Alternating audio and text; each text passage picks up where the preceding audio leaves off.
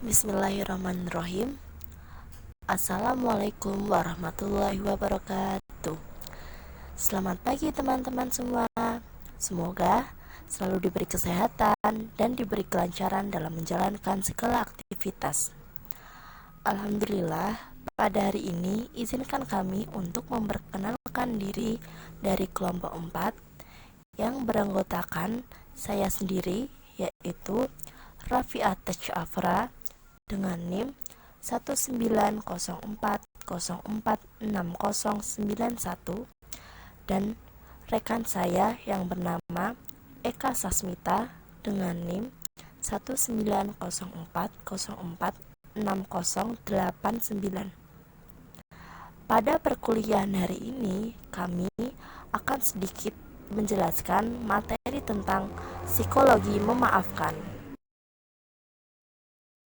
Nah, apa aja sih yang akan dibahas di dalam psikologi memaafkan? Yang akan dibahas di dalam psikologi memaafkan yaitu pada poin pertama adalah pengertian memaafkan menurut Islam dan psikologi. Yang kedua, aspek memaafkan dan dimensi memaafkan. Yang ketiga, bentuk memaafkan. Dan yang terakhir, faktor-faktor yang mempengaruhi memaafkan di dalam psikologi dan Islam. Nah, menurut pengertian Islam sendiri yaitu memaafkan dalam bahasa Arab adalah al-afu, yang artinya secara bahasa adalah melewatkan, membebaskan, meninggalkan pemberian hukuman, menghapus, dan meninggalkan kekasaran perilaku.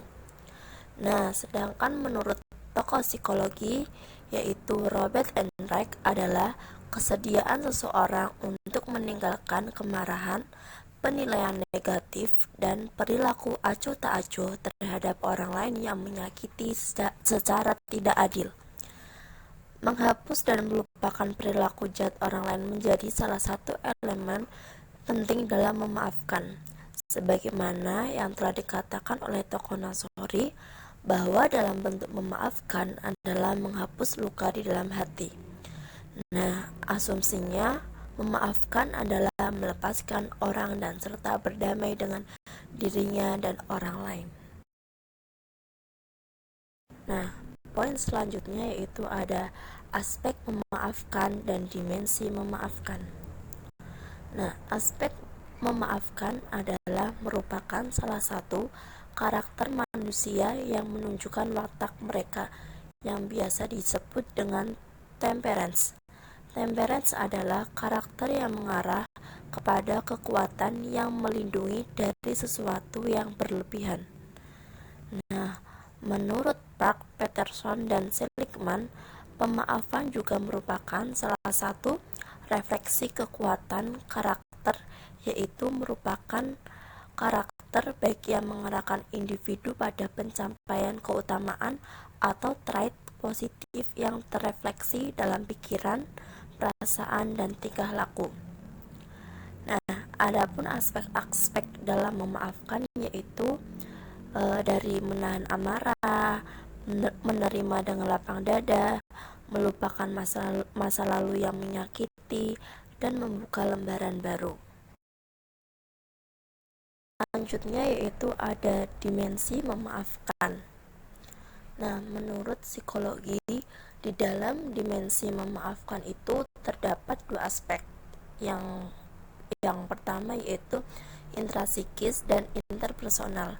Dimensi intrasikis yaitu melibatkan keadaan dan proses yang terjadi di dalam diri orang yang disakiti secara emosional, pikiran, dan perilaku.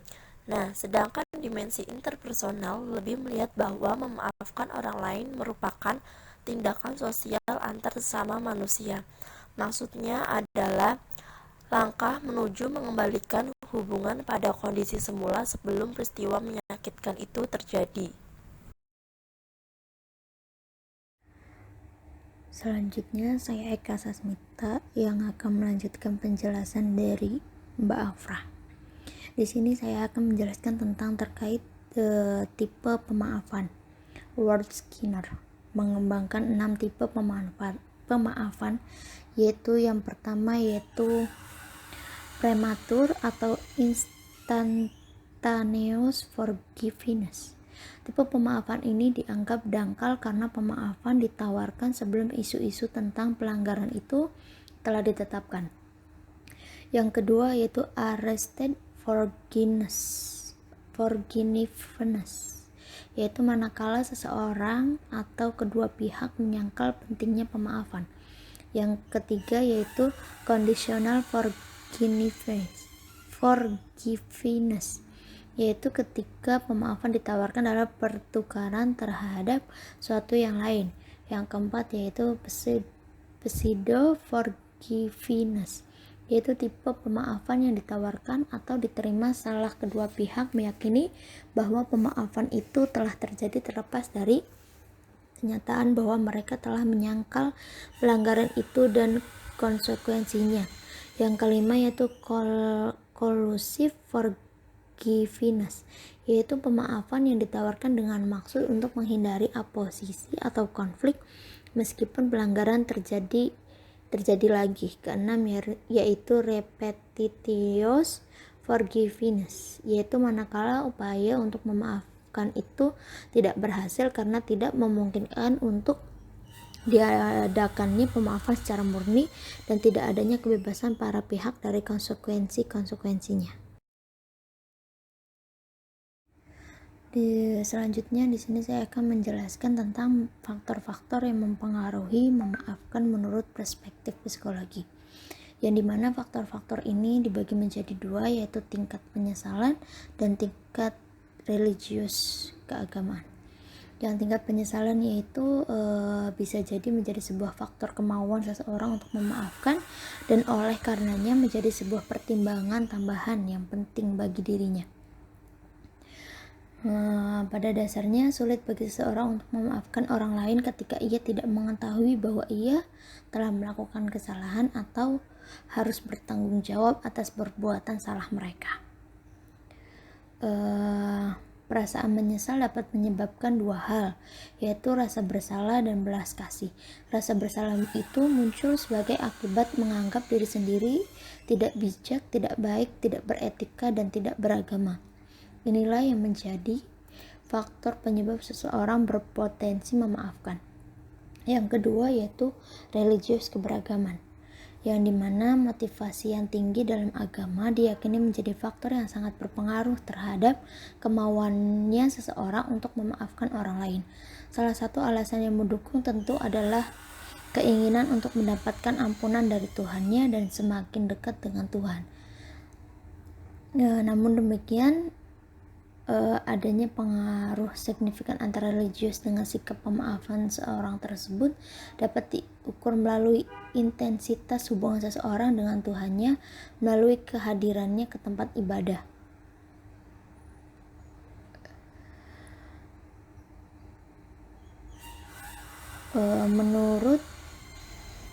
Menurut MC Chulog dan Hughes menyatakan bahwa religius juga dapat membuat seseorang melakukan pembalasan. Hal itu memungkinkan religiusitas sebagai alasan seseorang untuk tidak memaafkan kesalahan orang lain. Yang ketiga, kualitas hubungan interpersonal. Seseorang yang akan memaafkan kesalahan pihak lain dapat dilandasi oleh komitmen yang tinggi dan relasi mereka. Menurut MC Chulog, ada 4 alasan mengapa kualitas hubungan berpengaruh terhadap perilaku memaafkan dan hubungan interpersonal. Yang pertama, pasangan yang mau memaafkan pada dasarnya mempunyai motivasi yang tinggi untuk menjaga hubungan. Yang kedua, dalam hubungan yang erat ada orientasi jangka panjang dalam mengklaim hubungan di antara mereka. Yang ketiga, dalam kualitas hubungan yang tinggi, kepentingan suatu orang dan kepentingan pasangan menyatu. Yang keempat, kualitas hubungan mempunyai orientasi kolektivitas yang menginginkan pihak-pihak yang terlibat itu untuk berperilaku yang memberikan keuntungan di antara mereka. Selanjutnya yaitu tentang faktor-faktor yang mempengaruhi pemaafan. Pemaafan di dalam Islam itu dipengaruhi oleh satu faktor utama, yaitu faktor religius, yang dimana Semakin tinggi religiositasnya, maka semakin tinggi juga potensi pemaafan. Agama di sini juga menjadi faktor yang sangat penting bagi seorang muslim, karena ia akan menjadi pemandu dan petunjuk atas perjalanan hidupnya di dunia dan di akhirat. Tanpa bimbingan agama, hidup seseorang itu akan tersesat kepada jalan yang menyimpang dari ketentuan agama dan nilai-nilai kebaikan universal. Islam juga mengajarkan kepada umatnya prinsip dan nilai mulia dalam hidup yang harus diekspresikan dalam kehidupan sehari-hari. Jadi tidak hanya sekedar menjadi nilai dan prinsip yang diidealkan saja, dan tidak membumi. Ide dasar dari pemikiran ini adalah bahwa seorang hamba itu harus meniru sifat-sifat baik seperti Asmaul Husna yang dimiliki oleh Allah. Seseorang dianggap baik dalam beragama jika mampu berperilaku sesuai dengan yang dianjurkan oleh agama. Demikian juga sebaliknya. Oleh karena itu, seseorang muslim yang baik adalah orang yang mampu memaafkan setiap kesalahan orang lain, karena memaafkan adalah salah satu sifat yang terpuji yang merupakan salah satu dari Asmaul Husna. Seorang muslim yang belajar ilmu agama dengan baik juga memiliki potensi menjadi pemaaf bagi orang lain. Perspektif teori pendidikan, tujuan pendidikan selain sebagai transfer of knowledge juga merupakan sarana untuk pembentukan karakter. Secara teoritis, proses pembelajaran secara sistematis bertujuan untuk mengkonstruksikan perubahan pada diri seseorang. Artinya, proses pembelajaran seseorang teoritis akan berpengaruh terhadap sikap seseorang. Hal ini itu sependapat oleh Baharudin bahwa belajar adalah setiap perubahan tingkah laku yang relatif tetap dan menjadi sebagian hasil latihan atau pengalaman.